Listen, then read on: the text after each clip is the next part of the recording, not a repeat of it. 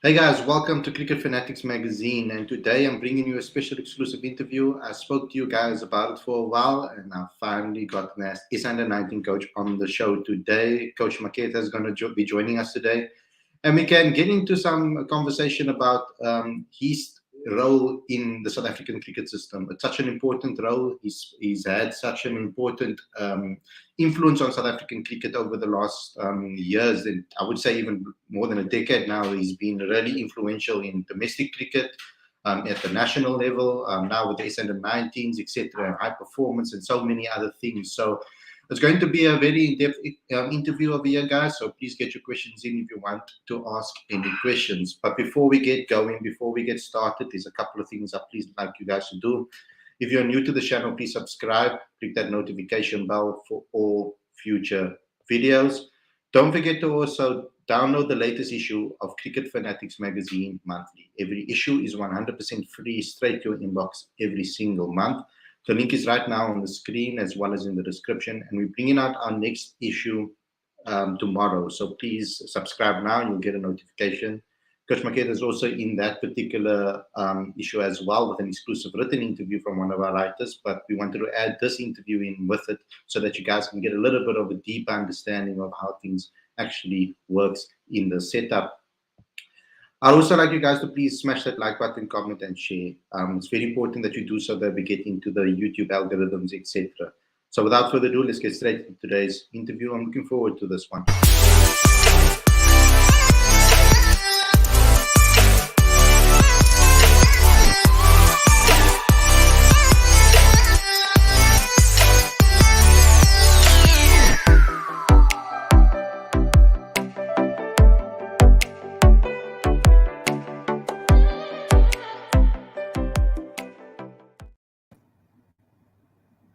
Good evening and welcome to Cricket Fanatics Magazine. This is your daily show exclusive interview. I'm your host, Malibongwe, and today I'm joined by Coach Maketa. I'm really excited about this. I've been trying to get this one over the line for a very long time. Thank you for giving us your time, Coach. First and foremost, how are you doing? No, it's a great pleasure. Thank you for inviting me on your show. I know we've spoken about it. We just have not been able to align to get it over the line. So it's a great honor to be part of the show. Thanks again for the invite. And yes, I'm well. I'm up in Pretoria with the National Academy and it's pretty cold, but luckily for us, starting to get a little bit more summerish. So yeah. Okay, awesome. So I think let's get straight into today's conversation. Um, Maybe for some of the guys out there that are maybe seeing you for the first time, because you've kind of been a guy behind the scenes. Interviews is not normally something that you do. So let's get some insight into a little bit about your journey so far, so that people can just get brushed up on a little bit of the facts of where it all started and where you are now. Well, I've been blessed in the sense that cricket has been part of my life from a young age. From the age of 11, I got spotted from as a 10-year-old playing mini cricket. And from that, I was afforded a bursary to be able to attend Dell Junior. And through border cricket, being scouted by Raymond Boy, Greg Hayes, that opportunity came about. And luckily, I was put in a school that really afforded me opportunities to play cricket almost all year round, so to speak. And from there, the dream was always to grow up and and play for the Proteas. And things happened. I was lucky enough to be part of the South Africa under-19 team that went to the World Cup in England. And in that tournament, I got injured. I had stress fractures on the way back. And for the next few years, I became almost a guinea pig in terms of how to deal with the stress fractures. I saw Dr. Noakes in Cape Town, and through all that journey, my back really didn't really recover. And played, I went straight from school, I went straight into the Border Cricket Academy. And from there, worked with some really great coaches, but I really couldn't bowl as fast as I was bowling. And from that, then when the franchise system taken over, I didn't get a contract. So I went over to England to play and coach there. Ended up staying for 3 years and then looked around, play some cricket in England. And one of my teachers, Mr. Hosty, then decided, listen, come back to South Africa and really help me coach. Before I left, actually, I worked at Dow Junior as one of the cricket coaches there. And luckily enough, when I was still playing, I did some mini cricket coaching. I also did some private one-on-one coaching where I started really enjoying working with other people, especially young players, where you could really see the difference that you've made in their cricket. And from that, I could say the coaching really started um, interesting me in many ways.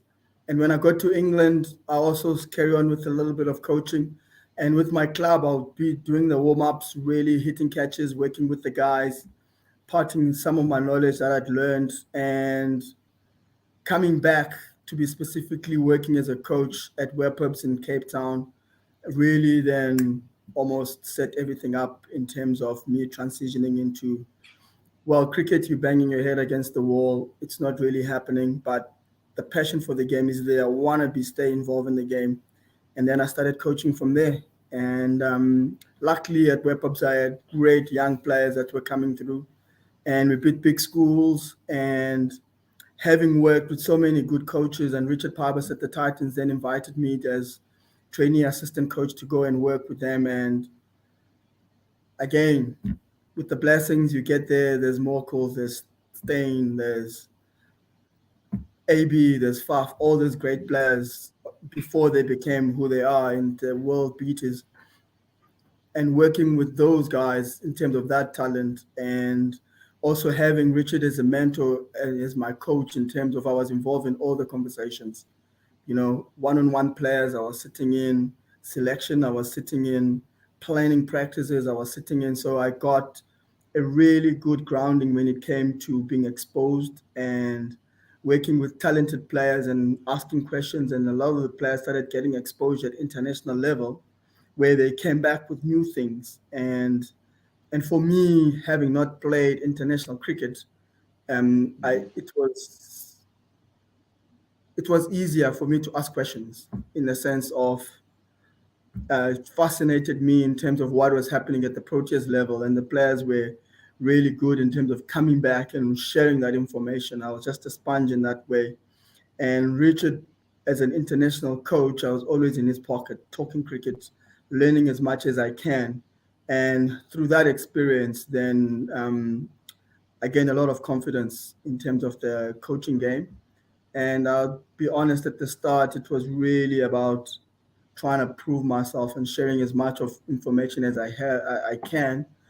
Just because I had not played, I almost felt that the more I said, the more people got to appreciate what I was saying, because I knew then I would actually almost tick a box in the sense of how he knows what he's talking about.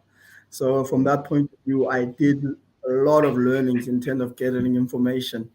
And as you grow, obviously you start to understand who needs the information and when they need the information, and you start filtering it out. So in a nutshell, yeah, it's been that sort of an interesting journey. That's an excellent journey because, I mean, that just shows that you've faced problems that a lot of players actually face. I mean, we sit in situations where players have that dream of playing for the national side, and injuries come in and it can really throw you off course, and your whole dream can change or your whole goal shifts, and then you have to go into something else. Can you maybe give some advice from what you've learned from that particular incident when you get in that injury and all these thoughts are running through your head, and to make the right decision at that part of your career? Yeah, I think now it's probably slightly different in terms of players getting injured and getting the support what they need to get back to where they need to be. When I was playing, well, you had to go to the hospital to see the physio. There was no physio at the ground, and we probably border or is the only team that had a trainer. So from that point of view, when I played back then, it was really a matter of really managing your body as much as you can and getting as fit as you can to make sure that you're always available for selection.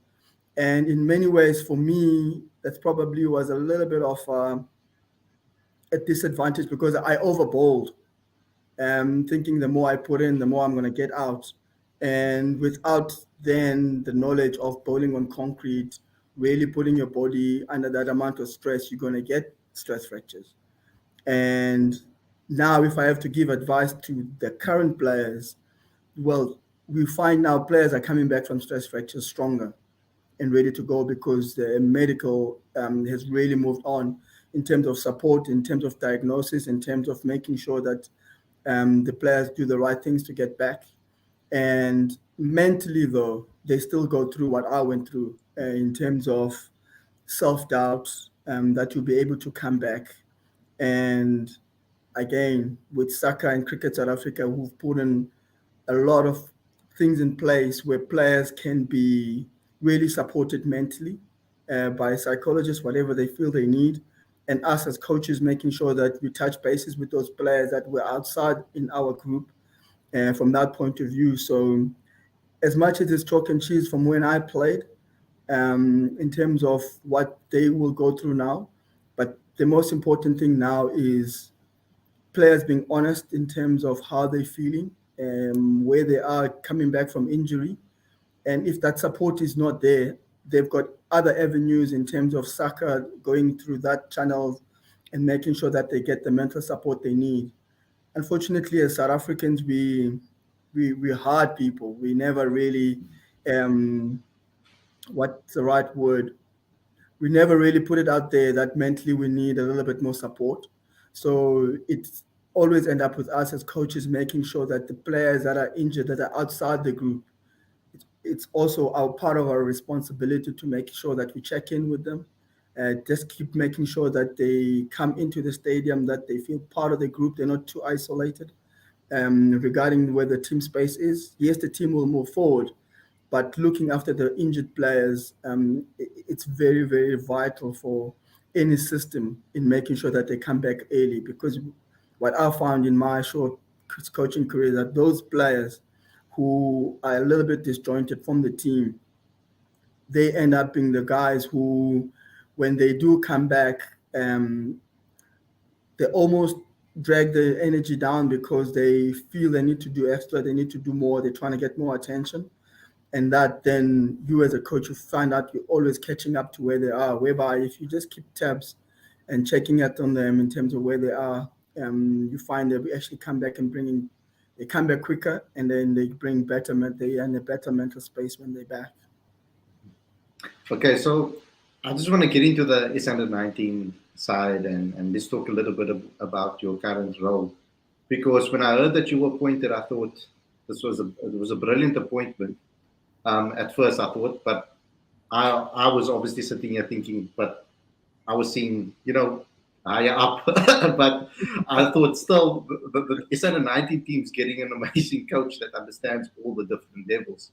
So give us your thoughts on the S under 19 job, your plan with this particular side, and then we'll get into some follow-up questions.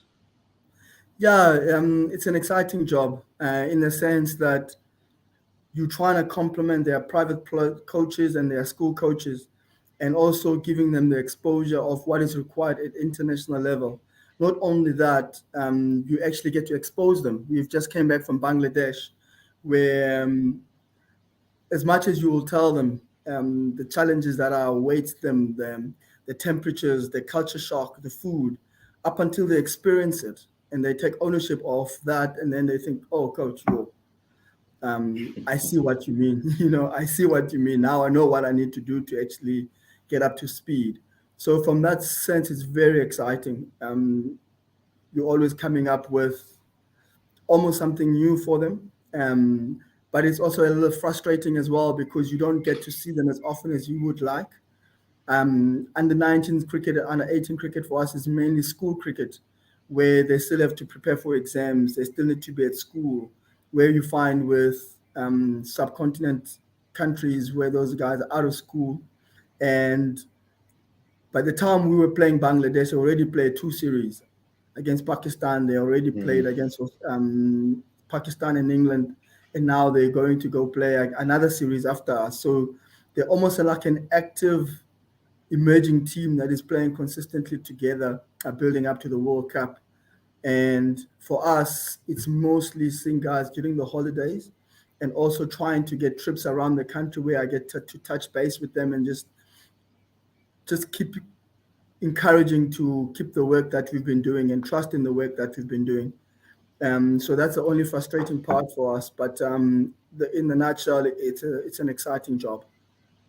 Yeah, that is. So when it comes to planning with the East End United team and preparing for tours away like that, I know you don't have much time with the team, but what sort of chats do you have with them to try and prepare these talents on what they're going to face? And generally speaking, um, how do players respond to what? Okay, so they are obviously different players respond differently to different types of talks. Do you have to take that into consideration as well? Or some players may be more you have to talk to them directly and be Yeah. more firm with them, and then others maybe you have to put an arm around them. How do you manage that?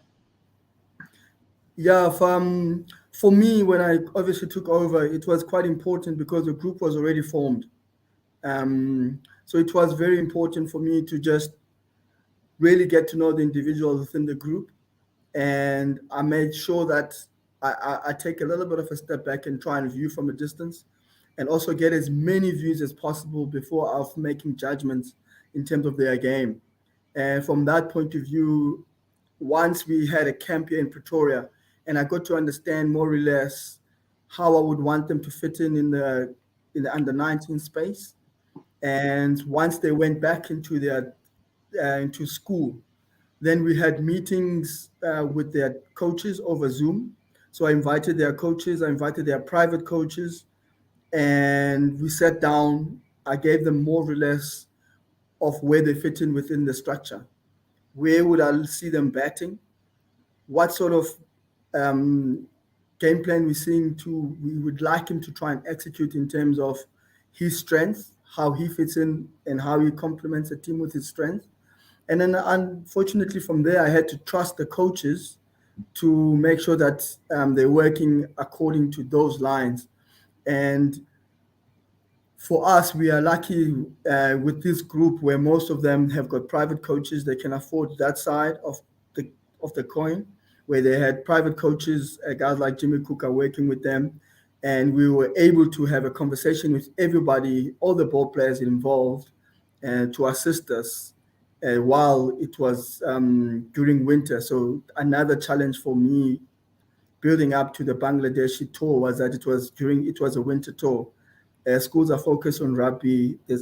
Unfortunately, we don't have outdoor nets, unlike the guys in Joburg who were able to do that. So for the Joburg guys, we had consistently our coaches visiting their schools, working with them now and bringing them to the HPC and working with them consistently to make sure that we're ready for the tour.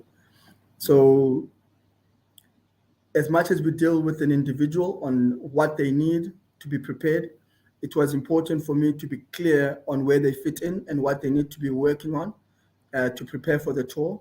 And from that, I felt that's where we made great strides. Okay, awesome. It's load shedding here currently, as you can see. I see, I see, I Yeah, see. so the battery is like dying quickly. But let me get into some of the fan chats over here as well. David Tiga had an impressive tour. Tell us more about it. Um, David is really a good player, and the role I really saw him playing was really coming in and exerting himself into the game. Because the first viewing I had of David, I first and foremost, I'm not really a fan of talking about players, and especially on Mm. platforms like that. But David is a positive case. Not that it makes a difference if it's a positive or not. So I just want to put it out there. As much as David and I have had conversation, and we haven't had a feedback conversation about the tour. But in saying that, I need to answer the question. He is a really good young player, and he captained. It was a shared captaincy between David and Joan James in the tour. Just wanted to make sure that both players work hand in hand and then see what we do going from the tour. And specifically on David, great all-round player. He's quite bright young man who learns quickly. And most importantly for me, he was willing to actually step out and and and trust what we were telling him and really back the game plans and experiment. And from that, I felt he gained a lot in terms of the tour is concerned. Very exciting young man going. Hopefully, he will keep the form and perform for us. I'm considering that the players are now back at school. Do you communicate with their school coaches in terms of workloads heading into the World Cup? Yeah, now it's off season. The players are mainly working with their private coaches. So we do a lot of communication when it comes to the players. It's concerned. We're not too worried now because it's off season. But when it comes to build up, we are busy now planning the build up to the World Cup, and it's going to be no different for that. We will have a conversation with their school coaches, plus their private coaches, in terms of discussions or where they fit in. And budget allow, we would like to have a lot more camps in terms of where we get together as a squad. The squad is not yet finalized, but we're looking to have a lot more camps.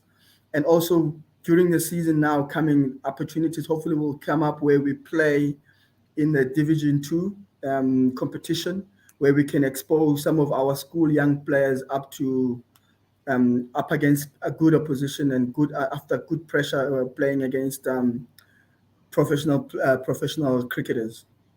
Mhm. Are there any other tours leading up to this World Cup? We're busy planning in terms of tours leading up to the World Cup, and director of cricket is making plans that we make sure that we are well prepared getting to the World Cup. And my job now is to just give him the plan. We've got a rough plan in place. Would love to go really get another exposure in the subcontinent. The World Cup is in Sri Lanka. Hopefully, when the players are finished writing exams, we can then use that block on a tour and then building up to the World Cup. Mhm. I'm sure we'll get another conversation in before that World Cup because I'd like to talk to you when you've put your plans in place, etc. and all of those things. Let me get you a final question Yeah, over here. the plans are in place. It's a matter of getting them passed. Budget Yeah. allow, we go, we're running. Yeah. Yeah. When everything is set, I probably would Yes. like to do like a preview before the World Cup. Maybe even give you guys an exclusive edition. Like I would like to do that too. No, Um, perfect. the last question I'd like to ask is, I've noticed that lacking in producing wrist spinners, we produce a lot of finger spinners, and why is that? Well, it's a really difficult one, especially young wrist spinners. I find a lot of them. It's a really hard skill to master from a young age, whereby for me personally, we need to get something in place to protect them. A lot of the schools want to play, want to win.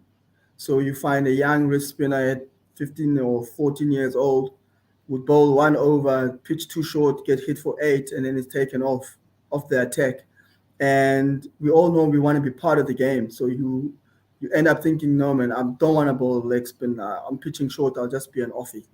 Mm, I think as coaches, and we need to start educating our captain from a young age in terms of protecting the young wrist spinners in the country and giving them a little bit more encouragement. Even if it means we go the Bangladeshi way, where they've gone every 50 over game, we have to have a wrist spinner. 12 of the overs need to be bowled by wrist spin. mm, And in that way, they've also noticed with the fact that they've only have left arm spin. They're not developing any wrist spin. So they've come up with a system that will almost force the system to say, let's have a look at ourselves. Why are we not doing this? And for me, it's not done because first and foremost, we looking to win at junior levels, and the young wrist spinners get it wrong and they're out of the attack, which then push them away from the skill, and which is why we're sitting in the boat that we are, I believe.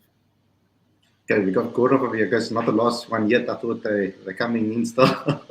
um, we are lacking all-rounders also. We haven't produced a good all-rounders since years. He's got some questions. So what are we doing with regards to that? And because when I was started in the industry, Yeah. a lot of the players in the Kaya Week were all-rounders. But when they get to domestic level, they either focus on one or the other discipline, and they suddenly lose one of the disciplines. Can you maybe talk to me about that progression? Yeah, it's something that we're really working hard on in terms of trying to develop the all-rounders. And to be fair, the all-rounders that we've had in the past, I don't want to go back to the Verns, whom obviously in terms of he could bat, but he was really a great bowler.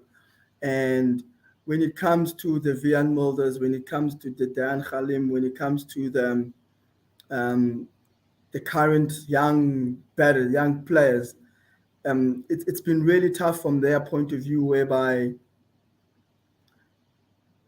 our competitions, okay, we play obviously in blocks, where I'm trying to think now, the name just escaped me, where you've got really strong teams where they're playing that, and you find it's quite a strong batting lineup where they're starting quite low down in their batting. Mm-hmm. And from that point of view, you find now they start being looked at in only as a bowler, where Mm-hmm. in terms of developing the skill and not getting the opportunity to bat and showcase that skill, it almost gets forgotten. And it's not their fault. Yes, we have to encourage them to keep working at the skill. So that becomes really tough. And when it comes to exposure, in terms of the skill, if I look at the current players now, when you look at Vian at the Lions, when he's playing for the Lions, he gets the opportunity to bat high up, and he also gets an opportunity to be first change. And it's difficult for the other guys in other franchises with the quality of the squad that they have to get almost that exposure. And then it almost limits the development of one skill. You can only do it for so long in the nets. If you're not getting that opportunity in the games on a regular basis, it does deteriorate in the same point, because we do have those potentials, but they slowly but surely just I don't feel they've gotten that exposure to kick on. And when we're at the National Academy, we're trying to make sure that we invite them in and just keep ticking over at that secondary skill that is not well looked after. Mm-hmm. Um, the I think also now with regards to the domestic scene, a lot of the experienced guys are obviously leaving now and they're tiring, etc. So I think more spaces will probably open up as well for youngsters to get show to be seen. Because I know that at Western Province, for example, when I was covering them a couple of years ago, they had Rory Plainveld, they had Vernon still playing, and so it made it difficult for like a Jason Smith to come through if they are available and they're playing. So now that these spaces are opening up, I think it will probably also give these youngsters a little bit more opportunities to play in their more natural roles. Yeah, I mean, Jason Smith is a great example in terms of that sort of a role. And as Diam, like I've mentioned, they really good potentials for us. But like you say, um, just that opportunity, I almost feel now with the second division, if things were aligned where we can say, okay, it's fine, we'll invest in this player playing in the second division for this season, but he'll be able to bat for and will be able to be first change. And in that way, he can actually be he can actually get a lot of exposure, and also for himself to know what is actually required for that role. Because the more, like I said, the more they shrink into one skill, and they back away in their bowling. Jason, when I first saw him, his bowling really impressed me. His batting has always been good, and I just thought a little bit more investment into his bowling, he can really kick on. With Diane, it's the other way around, where you watch him bowl and he's swinging it late, and then he comes in and hits it at the end. But obviously, the exposure and the opportunities are few and far in between, and then the skill almost lacks behind. Where you find in England, they're playing 16 first-class games where they get that opportunity, and now they start developing so many all-rounders. There's the Wilkes, all of those guys are betting high up in their county teams. And when it comes to international cricket, they're batting 6 and 7, but they've got hundreds at county cricket, whereby our guys are actually unfortunately not getting that exposure. With the second division, at times, I feel it is an opportunity for us to maybe relook and say, we're best served by you spending 2 years at the second division, where you are actually getting the opportunity to play all the games, and you are batting for your first change bowler, and that is your development for the next 2 years. And then by the time you make the graduation to the Dolphins or to EP or to the Titans, whatever province he's playing for, he actually comes in as a genuine all-rounder. Yeah, exactly, and that's what we're actually trying to increase. Which is what Coach Maketa, Coach Maketa, thanks a lot for giving me your time today. Guys, if you want to know a little bit more about the S19 team and the in-depth analysis, I wanted a broader understanding so you can get to know Coach Maketa a bit about his mentality and how he thinks about the game in general, more than the actual S19 team itself, because this is going to go hand in hand with the article that's exclusive in Cricket Fanatics magazine this month. So please go, and we're publishing that tomorrow, so go and download that issue. Coach Maketa, thank you so much for coming on the show. I definitely want to get in contact with you again and do another interview where we can go a little bit longer as well. It would be great to catch up with you again. But good luck for the season. Thank you so much. Looking forward to it. All you guys out there, thanks a lot for tuning in, and I'll see you again tomorrow for another daily show. Peace out, everyone, and enjoy the rest of the evening.